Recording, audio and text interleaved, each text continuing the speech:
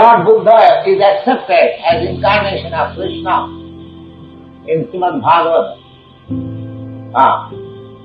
So we also, Hindus, we worship Lord Buddha as incarnation of God. There is a very nice verse recited by one great poet, Vaishnava poet. You'll be glad to hear and recite it. Ninnati jantra vidheraha kruti jatam sadaya hridaya dalishita pasukhatam kesavadhrita buddha sarira jaya jagadisa hare jaya jagadisa hare. The purpose of this verse is,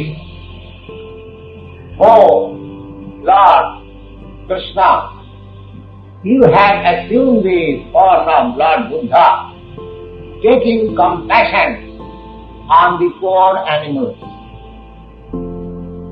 Because Lord Buddha's preaching was to stop animal killing, ahimsa, non-violence.